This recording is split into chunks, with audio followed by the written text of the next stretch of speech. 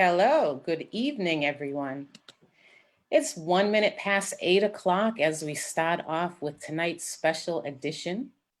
DeeDee's Cry is presenting to you a special night tonight. I want to take just a few seconds to breathe, relax.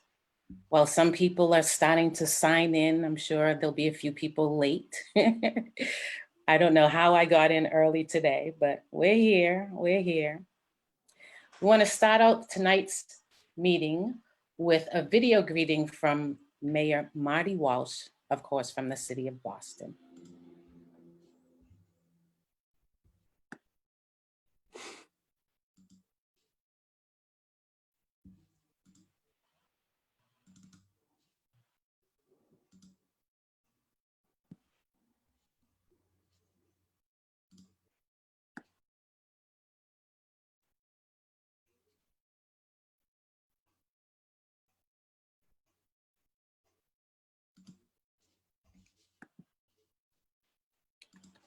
There we go.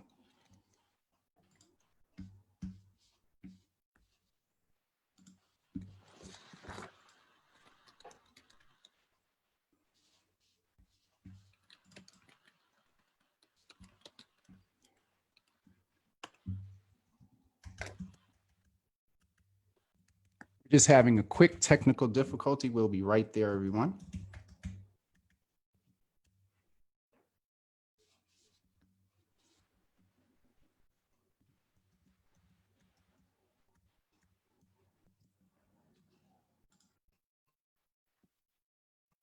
Fear and anxiety. We're going to start. Hi, I'm Mayor Marty Walsh, and I want to thank Toy Burton and DeeDee's Cry for the incredible work they do in the Boston community all year long. And I want to thank all of them for organizing this event today. Mental health is just as important as physical health, and seeking and accepting help is a sign of strength. That's especially true right now. The pandemic has added a whole new set of challenges to everyday life. For people who were struggling before, it can even be harder to manage this added weight. I'm here to tell you it's okay to feel fear and anxiety. We'll feel that for some time. This is an important time to take care of yourself. We're all handling this the best we can. And the only thing we can do is take one day at a time. If you need someone to talk to, you have options. You can call your healthcare provider to get set up with a telehealth counselor. Or you can call 311 at the city, our hotline, to get connected to anonymous counseling over the phone. I know that DeeDee's Cry is going to share some important resources with you today. I want to thank the panelists for coming together and sharing their stories. In times like these, it's important to support one another and find ways to connect. I wish you all the very best, and I thank you for creating a positive change in our community. Well, thank you. Thank you there, Mayor Walsh. Now, before we start, I want to ask everyone on the panel and anyone listening to silence your phones. Make sure we don't have any interruptions. Silence your phones, roll up your windows if you're in your car so you won't hear any noises on the outside. And now we want to take a minute to ground ourselves in the place where we are. We want to focus on us tonight. We're here to focus.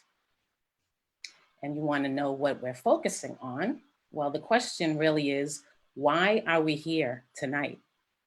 Why are all of the panelists here tonight? Why are you here tonight?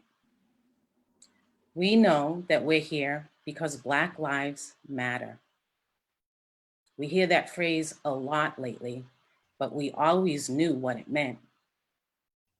It means different things to different people.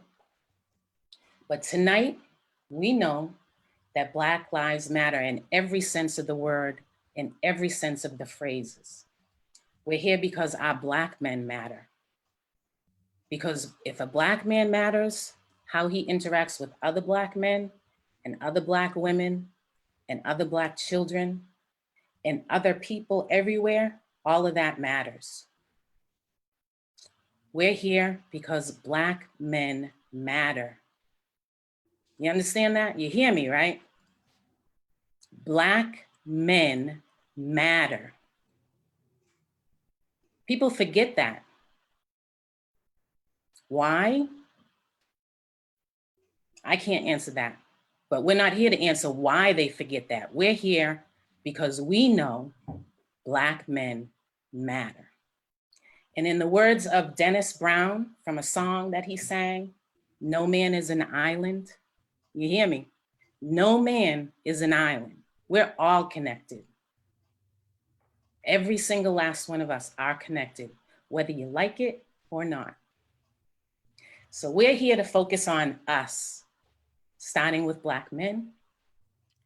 And before we do that, got to thank the sponsors. Want to thank Louis D. Brown Peace Institute, Roxbury Unity Parade, Callaway Graphics, Eastern Bank, and Boston Foundation. Now, before we move on, of course, we want to introduce the one and only Toy Burton, Executive Director of DeeDee's Cry. Toy? Hello, everyone. I just want to say thank you. Thank you so much for joining us this evening. Can everybody hear me okay? Yes. Okay. Like Robin said, my name is Toy Burton, and I am the founder and executive director of DeeDee's Cry. DeeDee's Cry is named after my sister, Denita Shayne Morris, who died by suicide when she was 23. I started DeeDee's Cry in 2017 after I noticed that organizations that focus on mental health and suicide prevention didn't really do their events in communities of color. When I was on their website, I felt like it wasn't for me. I felt like it lacked racial equity and social justice.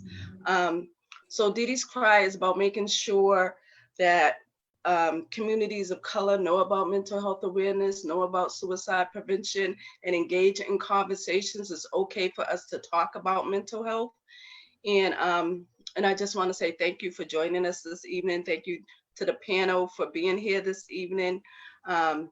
Robin, our host, Brandy, our moderator.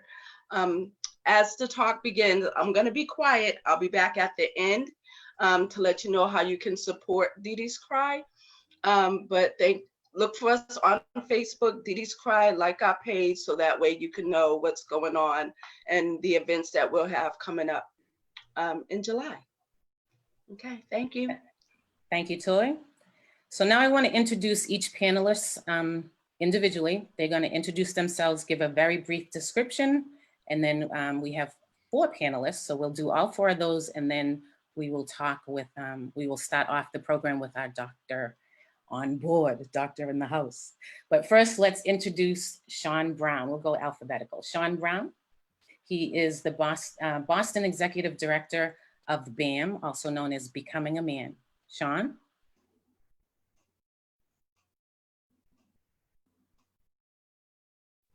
Sorry, can you hear me?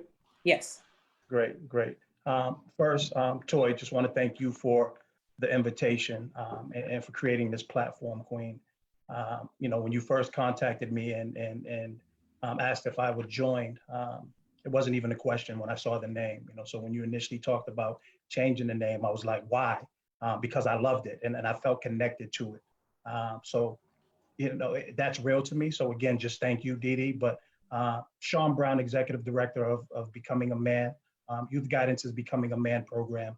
Is a school-based counseling program for young men, predominantly young men of color in grades 7 through 12. BAM Boston is the first expansion city driven by the impact of youth guidance and BAM in Chicago. On a more personal note, I'm a lifelong resident of the city of Boston and a product of the Boston public school system. And when I think about the men have feelings, you know, it brings me joy to say what I'm most proud of. And that's the fact that I'm a loving husband to Shanda Brown for 20 years. I'm a proud father to Shawn Brown, 27, Shandon, 20, and Sanai Brown. And I'll stop there. Thank you, Shawn. We're going to have introductions from James Hill. Good evening, everyone. Thank you, Toy, for this opportunity to be here. I am proud to not only be a panelist this evening, but also DeeDee's Cry's new officially appointed digital director. James Hill's a host of, as you see, Java with Jimmy, and also interim executive director of Drive Boston. It's a privilege to be here. And I am looking forward to the conversation. Given the climate of what's currently going on in our country, I think this is most relevant. Toy, if I remember correctly, you kind of had this idea prior to the incident, so it's most apropos that it is happening now. And I look forward to hearing from my brothers and opportunities to be encouraged by them. And Dr. Brandy, thank you. Robin, thank you. And pleasure to be here. Thank you all so much. Thank you, Jimmy. And now could we please have introductions from James Mackey, also the medical abolitionist revolutionist. I appreciate that, sister. Thank you for that. Sister Toy, and I definitely appreciate you for really hosting this and having this conversation with other folks throughout the Boston community and beyond, for us to really have this space to be vulnerable in front of men that may feel like it's not necessary to cry, or still are stuck to that stereotypical ideology that men shouldn't cry. So thank you for that, first and foremost. I'm a Black man. I'm a father. I am an uncle. I'm a brother. I'm a son. And I'm all about fighting for the rights of Black lives on all levels. That's what I do. I do a lot of organizing in Boston, did a lot of youth organizing, still do it, but my capacity now has been mainly focused on organizing around Black men. And so I host, I facilitate these groups called Brothers Building, where it takes place every week now, virtually. And the goal of Brothers Building is to tackle the issue around, Black men being dead last as it relates to health outcomes due to the social determinants of health, due to systematic racism, due to oppression, due to all of the ills that Black men and women face, that makes us dead last as it relates to health outcomes, which is why we die the fastest. And we need to address that. So the goal of Brothers Building is to, improve holistic wellness one Black man at a time. And so that's what I do. I try to find strategic ways to engage Black men in conversation and have a safe space for them to, talk about the ills that they deal with, but also, being proactive and doing something for their well-being. So, physical, mental, spiritual, we do a lot of things for brothers. And so it's been a blessing to, really ignite some of the great minds and great brothers to be a part of that circle. And I hope that, we can invite more brothers to be a part of the circle. And Brother Christian, he actually attended our first session, which was a year and a half ago. So hope to have you join us again, bro. Thank you, James. And now I want to introduce Christian White. Unmute your mic. I was going on and on for a second there. Good evening, everybody.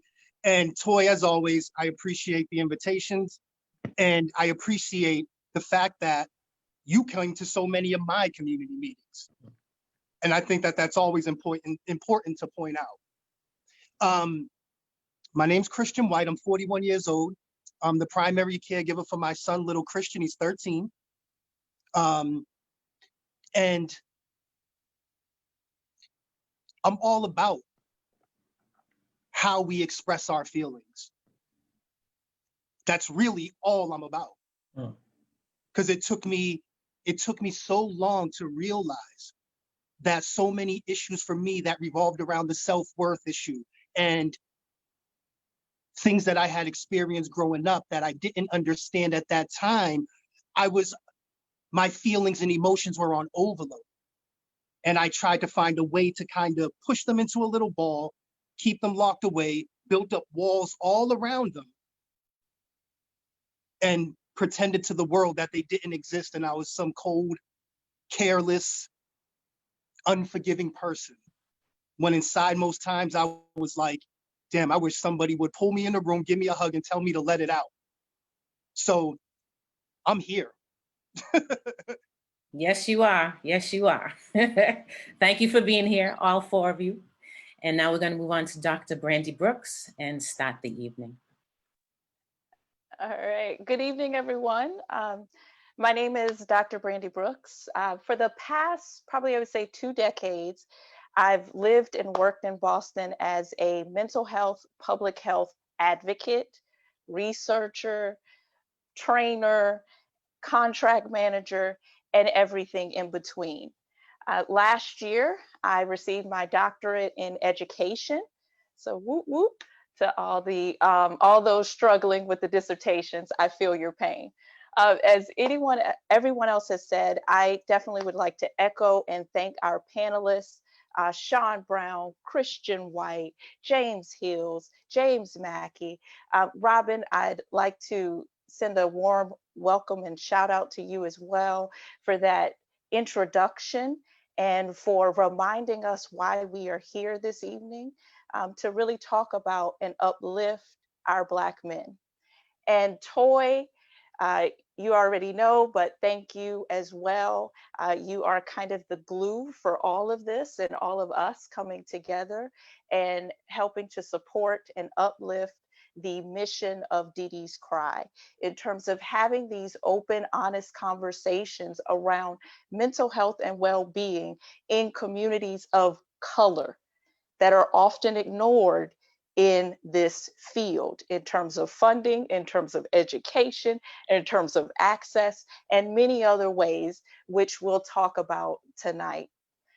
With that being said, one thing I want to say before we really go there is that because we are going to have a conversation about difficult topics, please understand when we are talking about depression, suicidality, hopelessness, when we're talking about violence, when we are talking about discrimination, when we are talking about the police brutality, a lot of times that may cause something in you to bubble up to the surface. And so if it does at any point in time, if something hits a little too close to home for you, please step away from the monitor. Please step away from your phone. Take a moment, collect your thoughts, regulate your breathing, think about the thoughts and emotions running through, and then come back with us because self-care is very, very important. We have to be intentional and purposeful about our self-care. You know, Angela Davis calls it radical self-care. We need to radically take care of ourselves, particularly in this moment. So, as I begin this conversation tonight, I want to make it very clear that while the focus is on mental health, you cannot have a conversation about mental health without also talking about physical health, without also talking about financial health, without also talking about spiritual health, without also talking about sexism, racism, white privilege. It is all of these things combined. Just like we as individuals are a kaleidoscope of emotions, events, places, people, so is mental health and well-being. We are more than one thing. And so when we have this conversation, while we may focus on mental health, know that it is also connected to all those other things because we are wonderfully designed and we are a collection of many different things. Okay? I see some head nodding of the panelists and some fist pumps. So I hope that message was received. Now, in kind of getting started and thinking about tonight's conversation, I thought about many different ways to kind of start the evening. Christian will appreciate this, him being part of our Mental Health While Black series. He's like, Doctor, don't go into too much data. Don't talk about data. Don't do that too much, okay?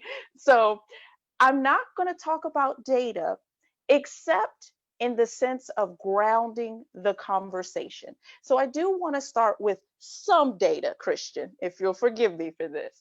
So there are 21 million Black men in America. They represent 48% of the Black population.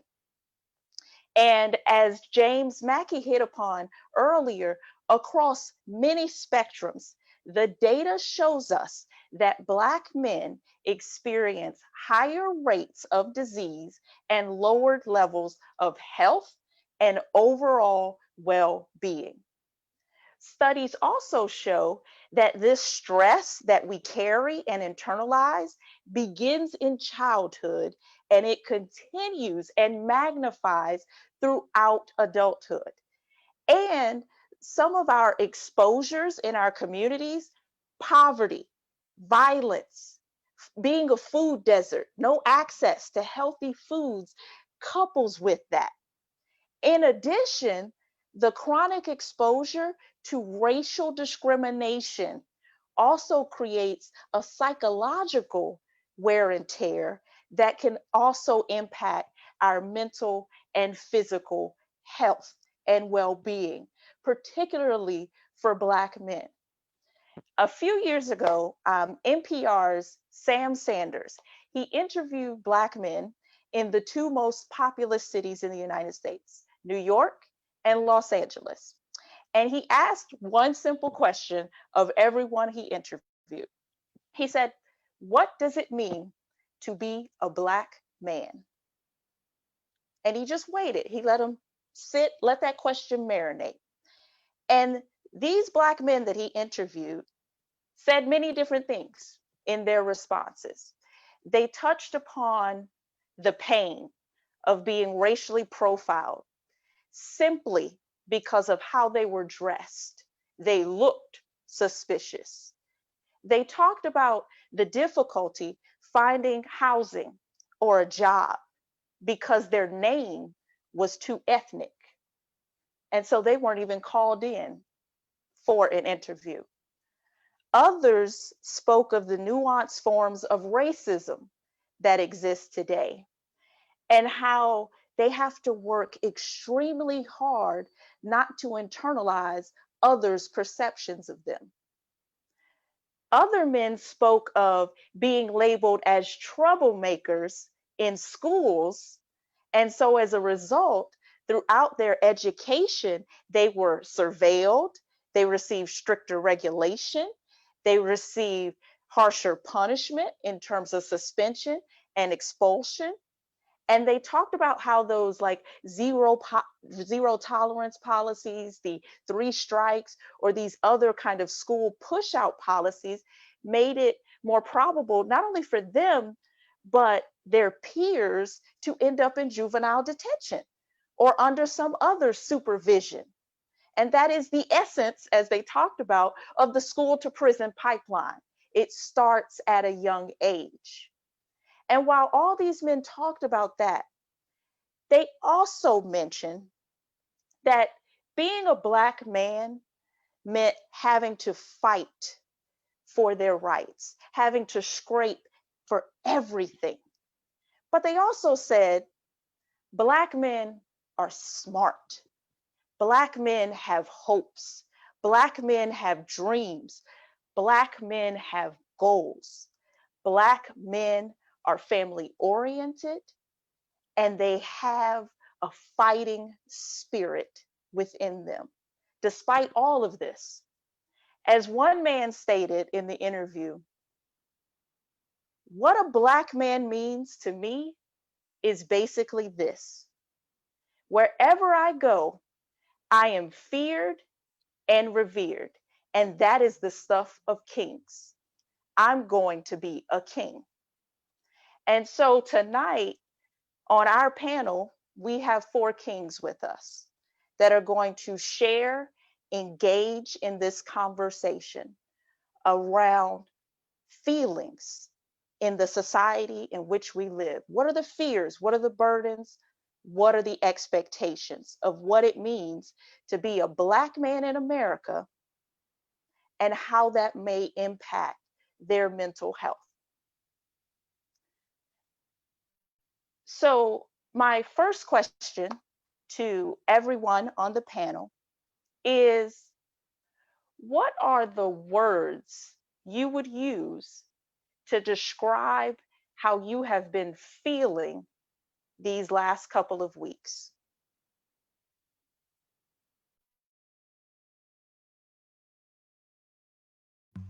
Do you want us to chime in or in order? No, no order. James, you could go first since you unmuted first. Okay. I would say, if I could be very frank, it's after 8 o'clock. I would say pissed, hurt, fired up, aggravated, and traumatized, but with all of that, hopeful.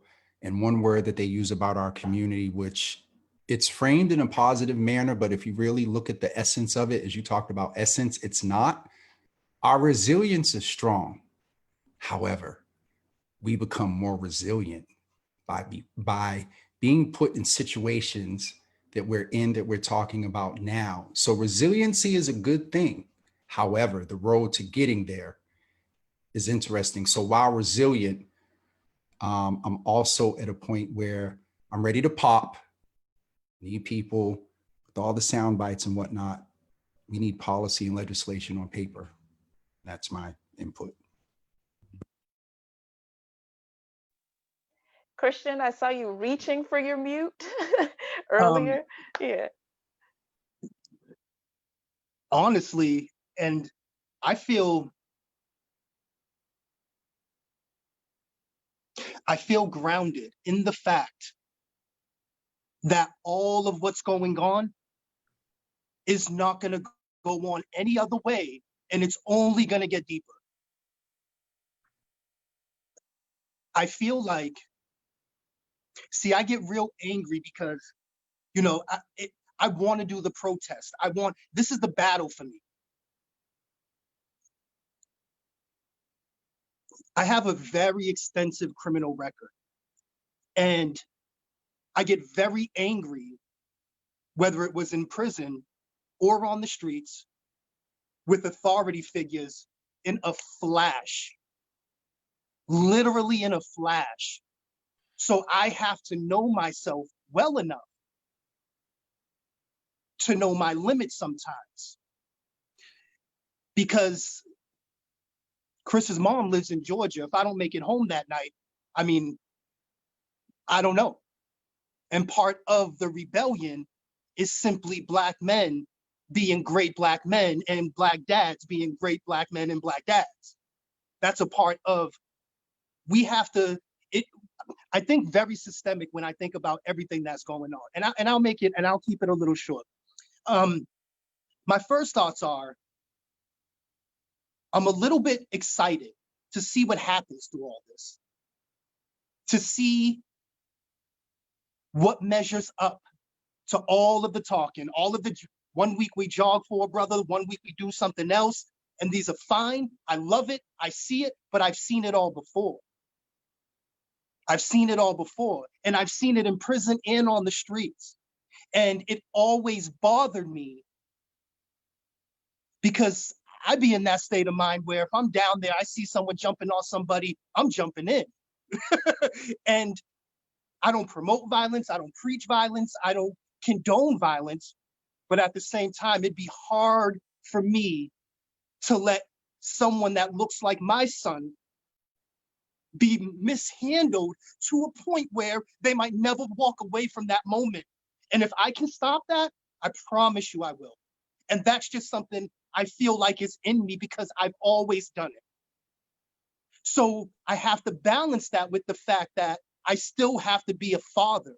I still have to be a caregiver. I have to pay bills. I still have to, the balance is so complex, the kaleidoscope.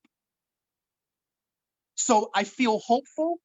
I feel proud of the people who are taking the stances they are. And I am just very much looking forward to seeing where this goes, because I know I'm going to play my part no matter what. Okay. Shawn, Yes. do you have any, how have you been feeling these last couple of weeks? I'm running it for me. It's the gamut of emotions. You know, I tie it to 5 emotions: feeling sad, angry, there's shame, there's joy, and that joy comes from At night when I'm with my family, or when I get to be in a space with young people, that's where the joy comes from. But I'm tired. I feel powerless at times. My heart hurts, and it's not just about what happened to Rashad Brooks, what happened to George Floyd, Ahmaud. It's all the countless other Blacks that have been murdered by those who swore to protect us. It's now and since May 31st, there's been 5 lynchings, hangings. It doesn't stop. For me, I'm tired and my heart hurts about all the violence and killing that's going on in our community. So not only are we facing, this on the national level, but in our own community. I'm struggling right now. I don't have the answers. And that's what I struggle with at night. That's what keeps me up at night. My heart hurts for the young kings and queens in our community. My heart hurts for the families that has lost loved ones to the senseless violence. And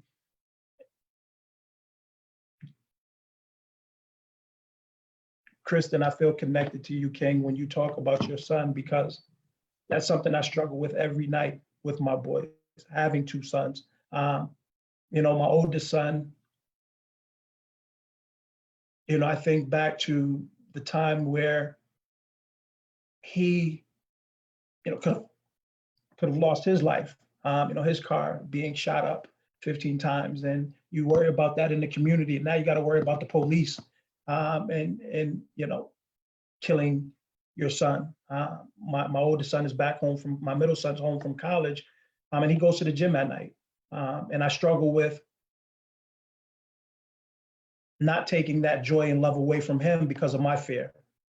So when he's at the gym and he's out at night, I'm struggling with, calling him all night, are you okay? Or wondering what's happening. So Kristen King, I feel connected to you with that. And I don't know, I'm someone that everyone, calls to and look for answers, and I don't have the answers. So I'm struggling with that. There's been plenty sleepless nights for me over the past, month or so. And I'm okay, but I'm not okay. I'm okay, but I'm not okay. I'm okay, but I'm not okay. We hear you. Yeah, I'm okay, but I'm not okay. James, do you have anything to add to?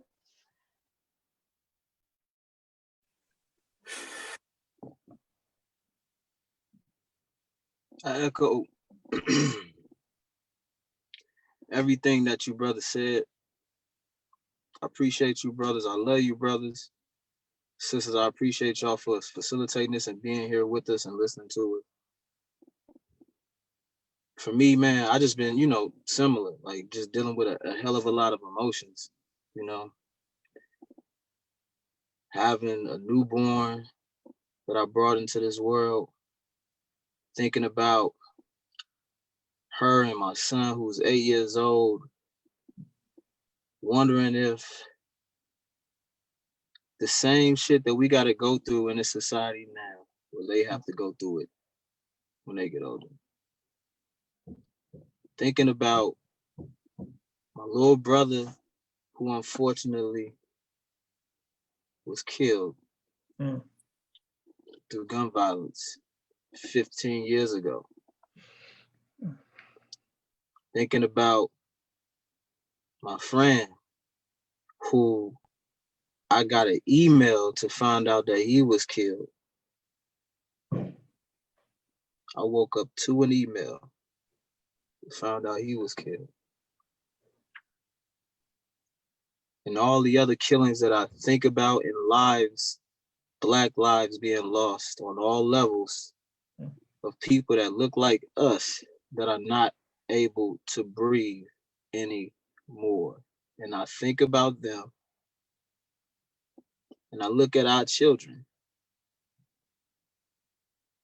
and I think about how can I explain this to them, what's going on right now? How can I share with them the ills that have been put upon us that they too can possibly deal with this same shit? I have to have conversations with my son about this all the time. And I make it imperative that I have conversations with my son about this all the time. And so to go back to your question, bittersweet. The reason why I say bittersweet is because through all the ills that we face as Black people in this country since our existence, through all the lived experience and the lives that I've been a part of, whose lives have been lost, as well as with the brothers and sisters that have lost their lives due to police brutality and a whole bunch of, systematic oppression and racism on all levels. That hurts me. I think about my brothers every day when they call me at a certain time. Like, why are you calling me right now? You all right? My mom, why are you calling me right now? Is everything all right? Like, I think about that, and I have to find myself in these spaces, in these places, and in these moments to be like, yo, James, chill out, just breathe. Just breathe. Because I find my heart racing, and I feel like I don't know how to handle these emotions, but I have to find myself and tell myself to breathe. And again, bittersweet because I also look at my children and I see my daughter, she's 5 months, and she smiles at me as though she has no thought in the world about what's going on. And at this moment, until she gets old enough, I want it to be that way. But my children, my family is what brings the light, the goodness, the great energy within me that keeps me going. Because I'll be damned if my children, y'all children, and anybody else that look like us continue to live in this society that continues to take Black lives away from our family and our people. I'll be damned. Thank you, James. I mean, the last piece you said about, you continue to focus and concentrate on your family in these moments. I'd like to ask the other panelists, when you are feeling all these emotions that you just stated, who do you lean on for support? Who do you turn to? And does it matter who's asking the question as well? So who do you lean on for support? When you are frustrated, when you watch the news and you see the same thing, Christian, when you're battling between, I want to be out there, but for my own safety and to support my son, I need to be here. Who do you turn to talk through those things? Who do you lean on? For me personally, I lean on probably my uncle and aunt. They tend to check in with me more than anybody else. But honestly, I don't even know if leaning doesn't really hit me in that way. I don't really feel like I lean on anybody. I'm so used to being leaned on at this point. So it's hard for me to know if I'm leaning on somebody. The battle though is, and James kind of mentioned it, Shawn mentioned it, is when you have those moments where you're trying to tell your kid that just because of what they look like, they have to be careful when they're doing certain motions, certain things. And when he just said that, so-and-so called, are you okay? So-and-so called, are you okay? That just shows how this spreads, how this another layer of fear over the thousands and thousands of layers that we already have to contend with, it adds another layer. It becomes more complex. So the way that I lean is I just try to see the good in the situation. I don't really have like a person, but if I did, it'd probably be my uncle and aunt. If I could chime in, Brandy, I have a couple of folks that when it gets extreme, I lean in on. My, boss, good friend, brother, Darren, reach out to a lot of us folks know, Thaddeus Miles, Frank Farrell, to process what it is that we're dealing with I think, and Christian talked on it, there is, and Dr. Brandy, you can appreciate this, we have exponential compounded trauma. So we have our local issues, we have everything that we're dealing with in COVID, post-COVID, everything that COVID has exacerbated, violence, let's name fireworks, all this other stuff. And then we see this imagery. I put up a post yesterday and I get the context of the video. They did not let us see this. I watched the video and I sat here, and Brandy, you can appreciate this. I kind of quickened a little bit because my spirit was hurt. And I sat here in tears and I watched the video of the young man that was cussing out the cop. And I looked at George's body, and it just typified everything that, you know, we have been through as a culture of people. And then while we're talking about men, our women have been assaulted in this in various type of manners. On top of the race, they've been raped and everything. So I lean on them in the extremes. I'll be very transparent with you. For me, it has to be to an extreme because I think there just doesn't, there's no time to lean in unless it is at a point where I'm going to feel like if a nervous breakdown is 100%, I feel like I'm at about 75. And then I'm like, okay, I have a clinician landlord, so I can go downstairs in those extreme times, but it's in extreme times that I lean, and it's on those folks that I mentioned. Shawn, I don't know if you have anything to add, anything that hasn't been said about who you lean on, who do you turn to? This is a time where, you know, definitely for me, for years, I leaned on myself, and that caused me to have a breakdown. I'm the patriarch in my family, not just my immediate family, but my entire family. And when someone, you know, needs, it's you know, come to Shawn. But who does Shawn go to when he's in need? And for years, I just, you know, I didn't talk to no one. You know, I kept it to myself. And 3 years ago, I had a breakdown and I found myself in a dark place. And this is at a time where everything's going great for me professionally. And I'm the executive director of this national program.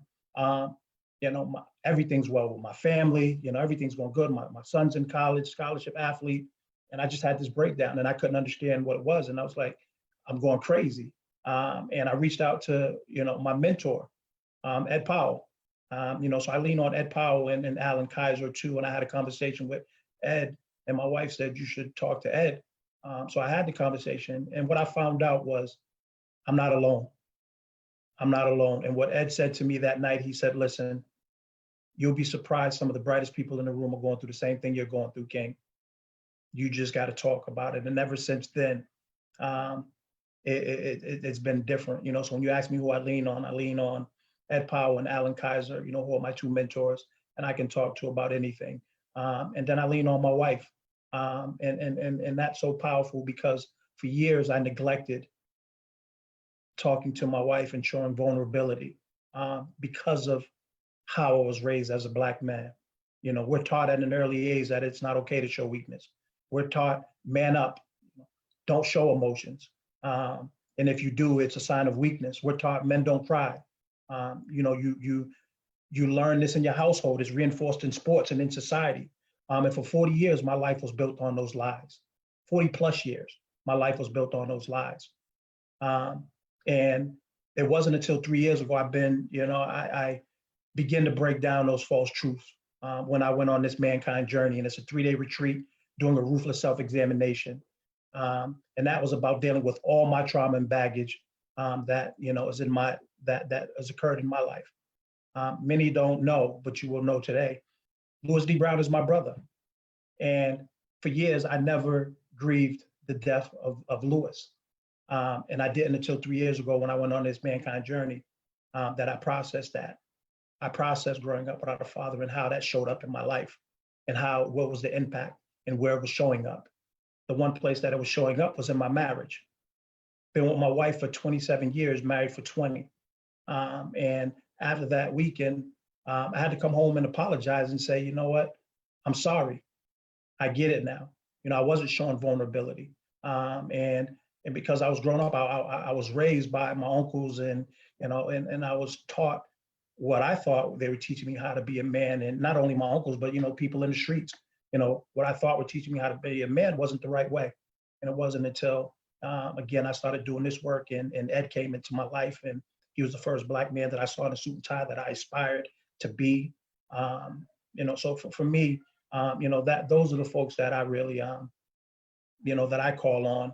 And now that I have conversations, and I'm just blessed to be an executive director of an amazing organization where we do this work. What the King James talked about, providing that safe space for men to be vulnerable and have these conversations. So something that we do daily is we have 3 check-ins. We start with a good energy check-in in the morning. There's a midday check-in, and then there's an end of the day check-in. And that's an opportunity for us men to do our work.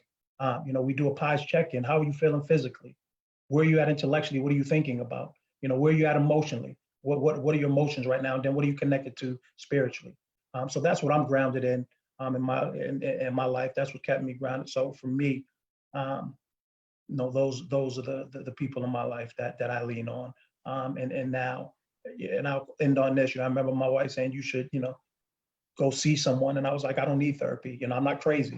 That was the mentality, and it was one of the best decisions in my life. I tell people I cried more in the past 3 years than I have in my entire life.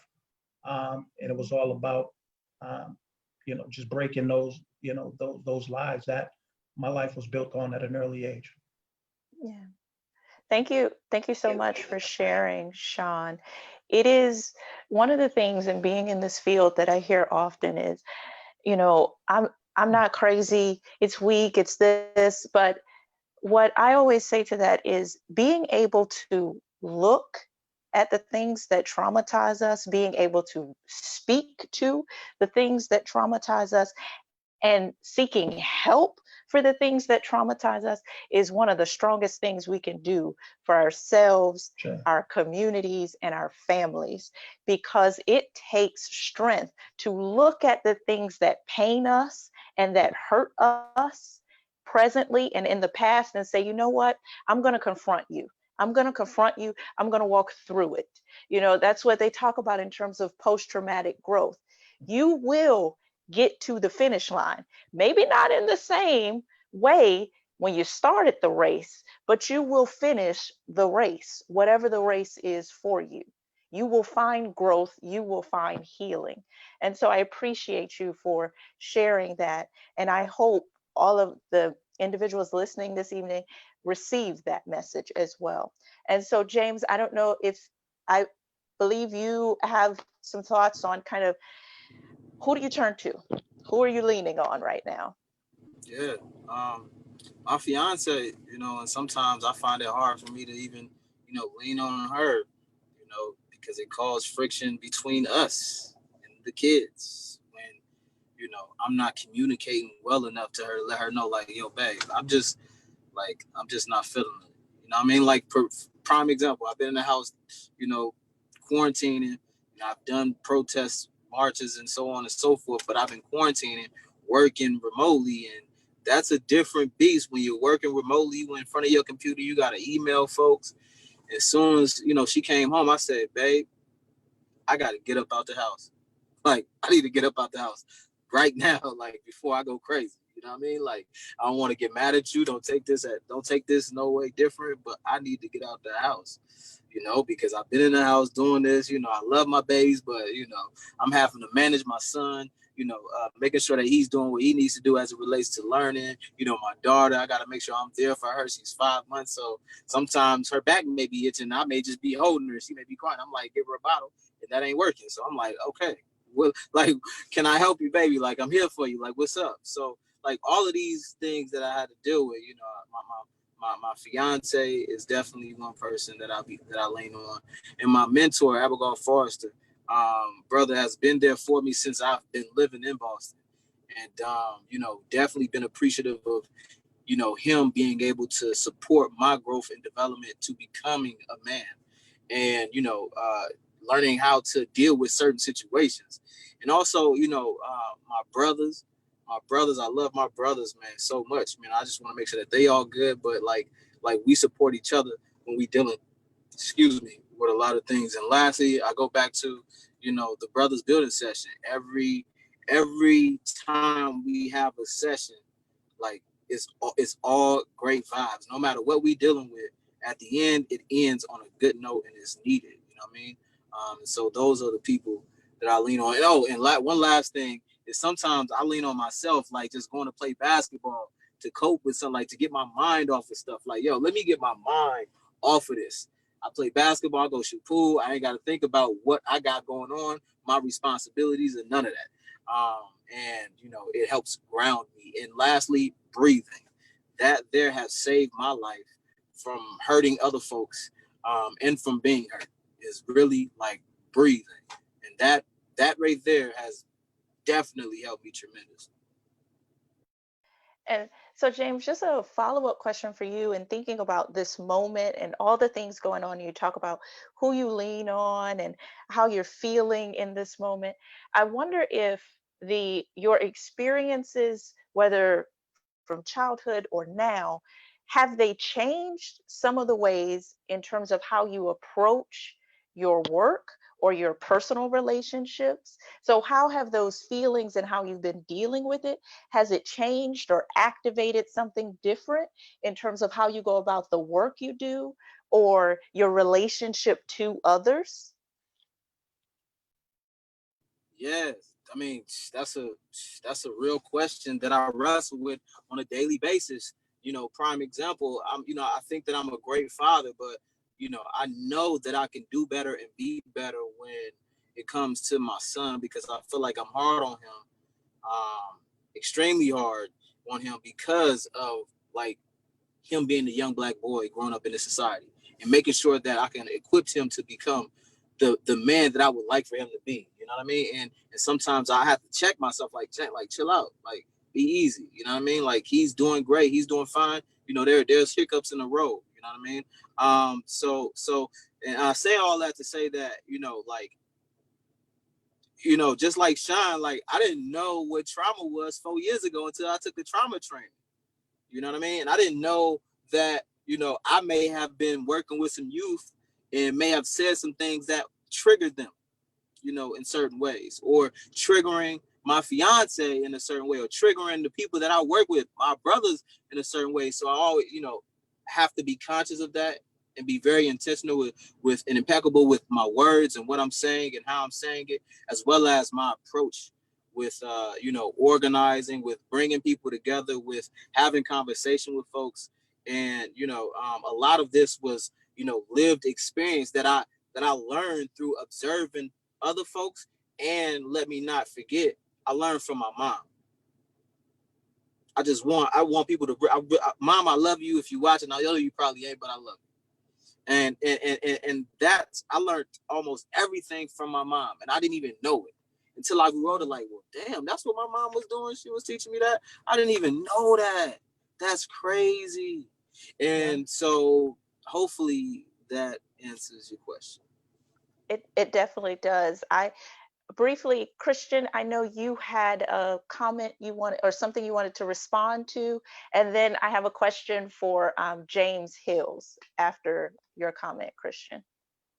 I think James touched upon it a little bit, in the sense that I wanted to say that I don't think we can ever divorce the fact that even the members, it's not, you know, every member in our household feels the same sort of pressure. So we come into that home on quarantine and it's a pressure cooker. So he brought up the point of, you know, the cabin fever, needing to, you know, and I think it's important that we just keep that in mind in terms of rounding out everything else that's just continuously pounding on us. And now we have to let go of some of those habits and get back out there. So it's like, Yeah, it's like the analogy I used for a training I was in the other day is you have to imagine all the things going on in our life. We are caregivers. We take care of others as we take care of ourselves. And imagine you have a cup of water and you're thirsty. You want to drink real bad. But before you can take a sip, you have to pour out a little for every one of the stressors or every one of the things weighing you down. So you see another incident of police brutality, pour it out. You know, James said he and his fiance just are not speaking the same language right now. Pour a little bit out. You know, you're struggling with financial responsibilities, and that $600 check is going to run out in July. Pour a little bit out. You know, you're struggling with some of the violence going on in your community. You pour a little bit out. And by the time you go to take a sip or even offer your glass to someone else, there is nothing left. There's nothing left for you and nothing left for anyone else. That's why we always say that, you know, you have to focus on self-care, because in order to take care of someone else, you have to take care of yourself too. In order to be able to offer someone else some water, you got to have some to start. And a lot of times in this work that we do, we don't have any more liquid in our glass to even offer to somebody else. But what I'd like to transition to just for a quick second is Shawn mentioned earlier about, you know, the narrative of what it means to be a man, you know, that, oh my goodness, now I reached adulthood and I have it all figured out, right? I'm a man, you cowboy up, you take care of your family. But just as we know that it takes a village to raise a child, it takes a village to raise a village. We need each other, right? And so, James, I'd like to revisit that what Shawn was saying earlier, and James, that's James Hills. Um, Elaborate on kind of how do we work to create spaces that allow Black men, Black boys to comfort each other without it being labeled as weak. I know I have my squad, I have my clique, I have my girls that I can turn to. But how do we do this from a community level to where we change the perception, to where it is not weakness to reach out, to where it is actually strength to reach out to someone else? So, James, I don't know if you can comment on that Yes. briefly. Yeah. I think one of the first things to keep in mind is forums like this. I think Shawn referred to the fact of how being raised. I was raised around a bunch of women, so I'm emotional. So I can cry at the drop of a pin. It's just, you know, and the fact that I just described it like that says something. And I got this in real time as we're talking. So the taboo around men crying, even though we're talking about it, I just went back to a point of reference of how I was raised. Forums like this, so we can change the narrative with our sons. Everybody else on here has biological children. I have adopteds. So I can't speak necessarily to a child that I birthed from my loins. However, I think to your question of allowing young men to be able to be in spaces where they can comfort one another, where they don't have to worry about putting the hashtag no homo. That's a whole nother subject that we can talk about in July, being Black, gay, and in the hood. Let's talk about that later. So in the context of what you're saying, we have to take away and demystify the taboo that the masculine gender cannot express emotion. We're encouraged to be, we're encouraged, expected to be pissed, angry, and fuss and fight.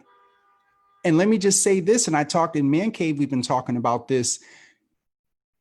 Men have a responsibility to create the spaces, but ladies that are listening, oh, y'all got a responsibility too for calling the men weak when they do begin to show their emotions and express themselves. So it's a duality that we need to create within ourselves and our princes and younger kings. But ladies, on one hand, you want a man that's sensitive, that Ralph said, but then when they are sensitive, well, what are you crying for? What? So just to name that. I definitely hear you in terms of work that needs to be done, not just, even though the conversation is on men, it's really on our community and how we approach this as a community. You know, one thing, a speaker in some of our other series, when we have the mental health while Black, Carlos Enriquez, he always talks about how he frames it in the sense of, let's say you're walking down the street and a boy falls, a young boy and a young girl. They both fall. What is the response to the young boy who falls? And what's the response to the young girl who falls? Is it for both? Are both picked up and embraced and their boo-boos kissed and told you're going to be okay, given a loving embrace, and then sent on their way? Or is one of the responses, get up, what you crying for? You ain't got nothing to cry for. You ain't bleeding, you ain't dying, keep moving. You know, and that is something that, again, can become internalized as you go on from childhood into adulthood. And so, you know, James, your comment to the work that needs to be done, not only with our men, but also with our women as well, is very valid and very true. And what I'd like to ask, just because we're kind of segueing into it, Shawn, if you could speak to some of the work in terms of the things you are doing with our young Black men to make sure that they become our future kings and that they are stewards in terms of the community and individually, and know and are in touch with their feelings. And so I wonder if you could speak a little bit to some of the work that you are doing, and also kind of how that work may have shifted because of things going on, not just the police brutality, but we are still in a pandemic. And some of the ways that the pandemic has disproportionately impacted Black communities. And so I wonder, Shawn, if you would speak to that a little bit. Yes, absolutely. But before, can I just chime in on that last question that you asked, James, and just follow up, because something that I believe that we need to do, and this speaks to the question that you just asked, is as adults, we have to model. At BAM, we talk about the parallel process, and that means not asking anything of our young people that we're not willing to do ourselves. And when I say model, we all heard this saying, like, hurt people hurt people. And there's a lot of hurt adults out here who have been charged with dealing with our young people and haven't done their work and focused on their stuff. So that's part of it, is us acknowledging our baggage and our traumas and dealing with that before we can go into a space and try to tell young people what they need to do and what they should be doing. Which pivots to your question. For us at BAM, which is a school-based counseling program that happens in school during the school day. And it's a program that creates a focus on social emotional learning using cognitive behavioral therapy. So for us, it's providing a safe space for these young kings to have these conversations that they can't have in the classroom, or they're not having in the classroom. So we're able to provide that space, for them, where they can talk about their feelings, their emotions, and things of that nature. So in BAM, our classroom, each counselor, we hire these men who are BAM counselors who have backgrounds in social work and clinical. And they're working with cohorts of 55 scholars in Boston Public Schools and Cambridge School District. And in their classroom, the room is set up in circles. So there's 15 chairs. The reason why we sit in circles is because that's about no one man is above the group. And also when one man does his work, another man is doing his. So there's that connectivity around, when one person is checking in, there might be someone who is afraid to speak, but then they're connected and they start to build that bond, and now they're connected, and that transfers outside of the BAM circle now and into the schools. It transfers into the community and things of that nature. So that's the work. And then, as I said earlier, the work is that my staff and even myself as executive director, we go through the same experience. We have those. We go through the same curriculum that our scholars go through. Every lesson plan that they go through and group mission, the staff goes through as well. So that goes back to the point of, not asking for anything of our young people that we're not willing to do. So we're having that conversation and they say, did you do this? Or have you? Yeah, we've done it. We accomplished and we can really speak from that. So it's really about providing them that safe container and how we pivoted during this time. For us, during this time, it wasn't about programming. It wasn't about programming. It wasn't about BAM curriculum. It was about stop, listen, and let's hear what our young people have to say. How are they feeling? And that's what was important. So during the time, let's go to COVID. When COVID first hit us, we served 550 young men, 550 young men across the city of Boston. When COVID hit, in our first 4 weeks, we were engaging 88% of our scholars, which was 481 scholars on the weekly average. And why was that? It was because of the relationships that these young men had with their BAM counselors. So they were able to connect with them. And then for us, it was about, okay, how do we work with our partners, the district, the community partners? I got tired of being in meetings where we were working in silos. And I'm like, we need to work together and figure this out. So for us, it was about bringing people together. So we started now, we created these summits where we're bringing young people, we're bringing adults together with the purpose of hearing from our young people and working for, it's about the collective impact. No one organization, BAM is not the end all be all, I say this all the time, and no one organization is touching our young people 24 hours a day. So for me and us, it's incumbent upon us, we have to work together. It does take a village. So when BAM's not touching them during the school day, who's touching them in the afternoon? Who are those organizations that really is about it and have our best, our young people's best interests at heart? So I'll just stop there. But, for me, it's my ground is young people. We talked about that. If it's about my young people and it makes sense, you can count me in. I don't care for the politics and whatever the relationship you have with who. If you're about my young people, let's get to business. And we can do that. And that's how I build my relationships. And that's how I do the work that I do. Mm-hmm.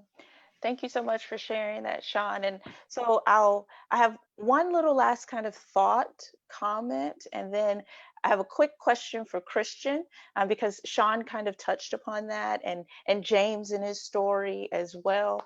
And so, this idea of kind of helping our young men, helping our young women, I liken it to an educator that I love his books and his TED Talks, Duncan Andrade. And he's a big Tupac fan. And Tupac had a poem called Roses in the Concrete. And, Duncan talks about how, our young people are the roses in the concrete. And, when people see the roses, they're like, man, look at that. They're growing in this concrete, in these they're dealing with unnatural causes, but they're still growing.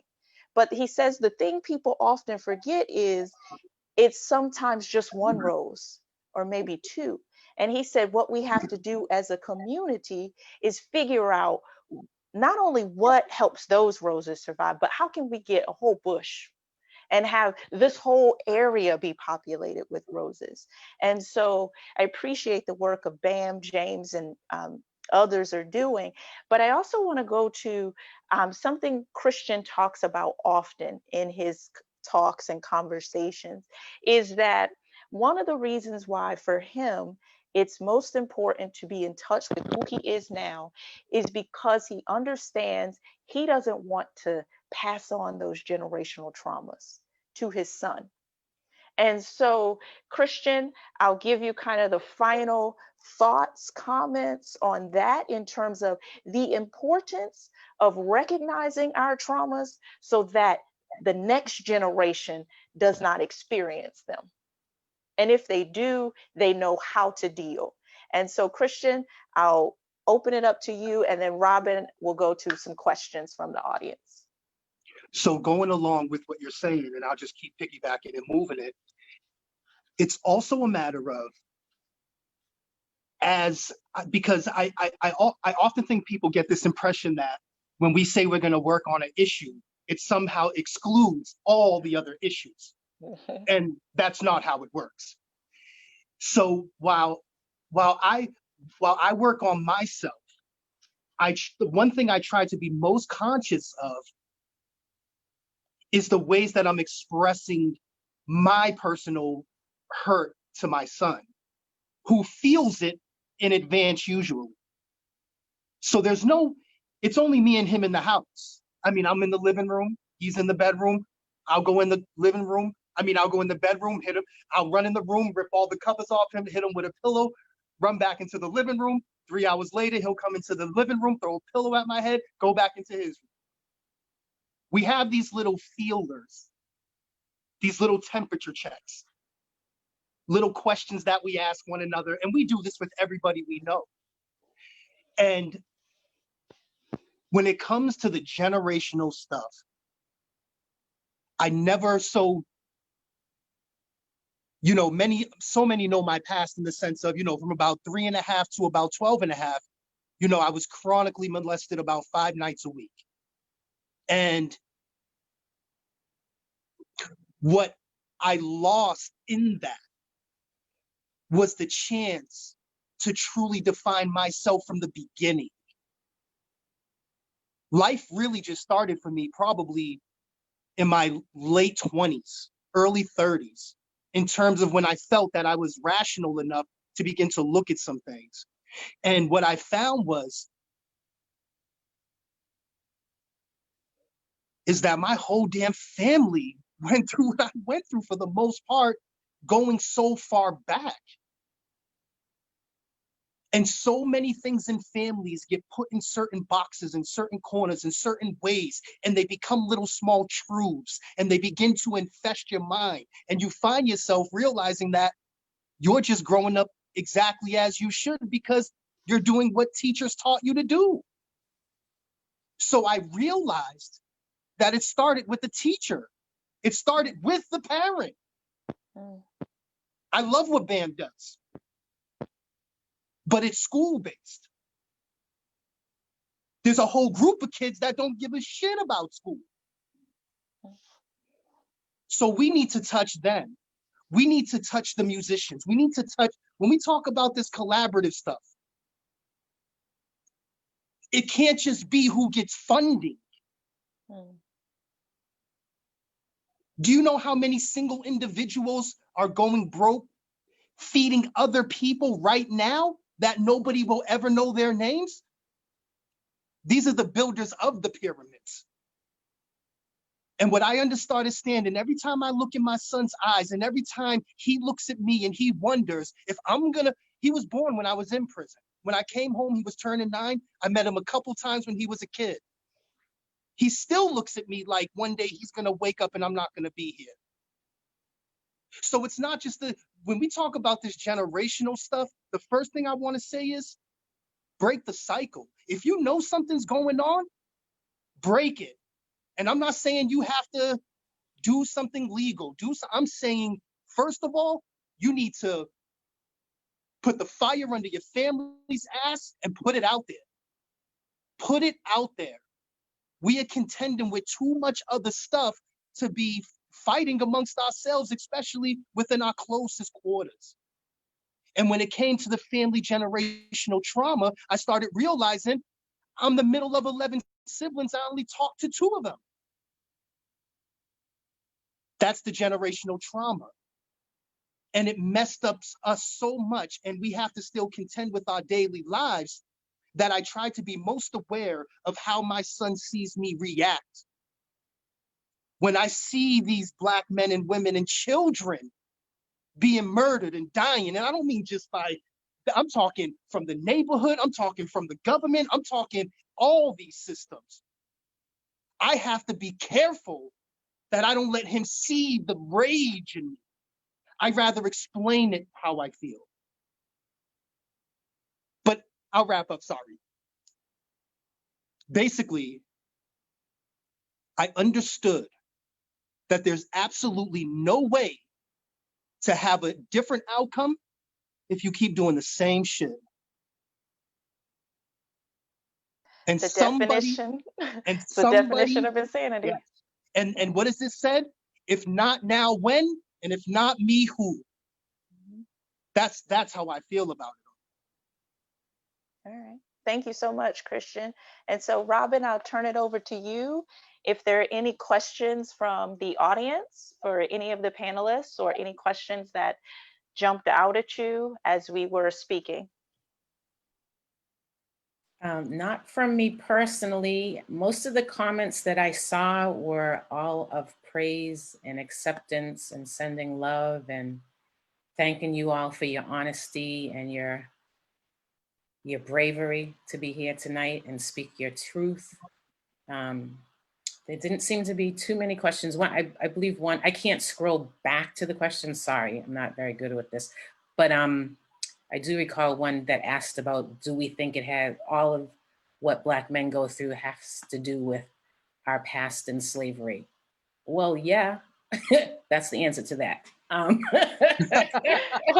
I don't need a DR in front of my name for that. Okay. Yeah, so to contextualize that one just a little bit is, I guess, think of it this way, is a lot of studies actually look at the response, stress response when a child is in the womb.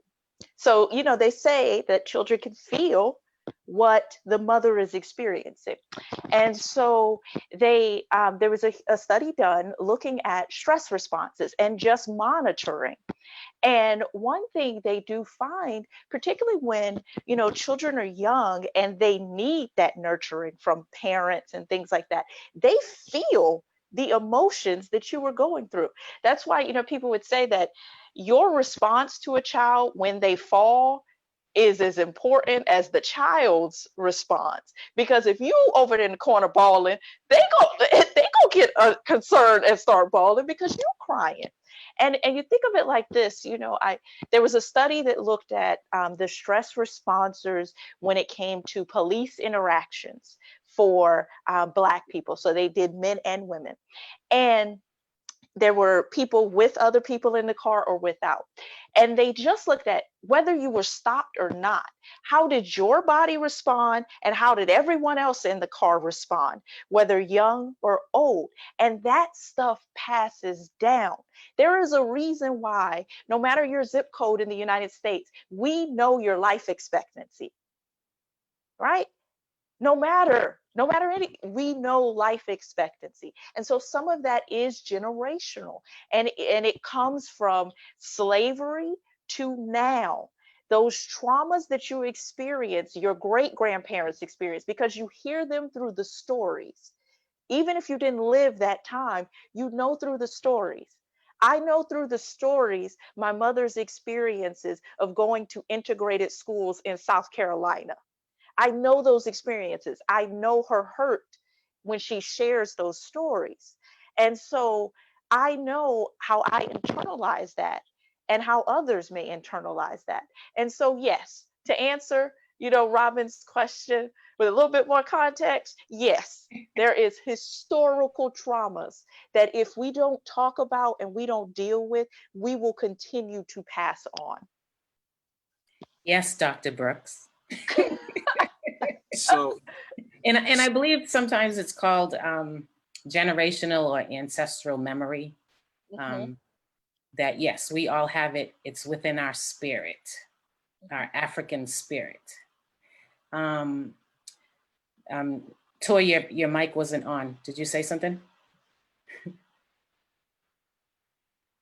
I was just saying that James Mackey has something to say. Yeah, okay. I see his hand. Yeah. James. Yeah, I didn't want to interrupt you sisters. So just real quick, in terms of, you know, the context of what we are with men to have feelings too, I want to be, you know, share with everybody else that's watching. One of the questions that you were asking, Doc, you asked Brother Brown, how do you help, like, how do you have young men, you know, support each other or appreciate one another without them feeling like you're soft. One of the things that helped me as a young Black man until I was 21 years old was when a principal of mine told me that he appreciated me for what I was doing, and I was working hard to graduate from high school. I graduated from high school at 22. That's another story. However, when that happened, when he appreciated me, that right there turned my whole world around, and I had a different outlook in life, because what happened in that moment was I felt like now I had to live up to that expectation of making sure that I can do better than what I was doing at first. You know what I mean? And you know, now I had somebody that would hold me accountable if I was messing up. And so I'm saying all that to say that, you know, in these spaces and in these places, one of the things that I feel like is important for men, women, and our children, we got to appreciate, and we have to create that space to appreciate one another. So if, for instance, like, I appreciate everybody for being on this call, brothers, for y'all being vulnerable, sharing your truths, and I appreciate everybody for watching. And that really matters, because what that does is it validates that I was heard. Thank you. I appreciate that. Thank you so much. Because when you're not validated or not heard, that there can also stir up turmoil. So please create space for appreciation on all levels for our brothers, sisters, and our children. It is definitely needed. Even when, you know, we mess up at times. Like, even when we mess up at times, try to find something that you can appreciate from that brother or sister or child, and then give them growth feedback for them to grow. On that note, that's all I have to say. So I just want to wrap up here, because I want to respect everyone's time. I want to say again, thank you for everyone being a panelist. Thank you, Robin, for being our moderator. Thank you, Toy, for putting this together. And I'd like to leave everyone with kind of this. I saw this on Instagram the other day. It was from an account called Chakra Healing Vibes. And it says the following. It says, remember that you are water. Cry, cleanse, flow. Remember that you are fire. Burn, tame, ignite. Remember that you are air. Be still, focus, decide. Remember that you are earth. Ground, build, give. Claim your voice, your power, and your title. Black man, Black women, Black children, the world needs you. And so I thank you again for being with us this evening. I thank you for having this conversation with us. Toy, thank you again for inviting all of us in this space and allowing us to be vulnerable and share of ourselves and our stories.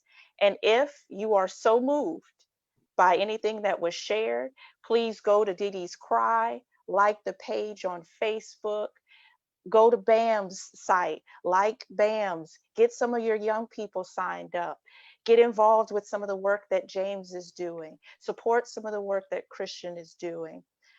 And we just appreciate you, and be on the lookout. We will have some more events coming up in July. Thank you so much, everyone. Have a great evening. Appreciate y'all. Thank y'all. Thank you. Thank you. Thank you, Toy. Yes. Good night. Toy, thank you. Be blessed, Queen. Thank you. Good night, everyone. Good night. Good night. Good night.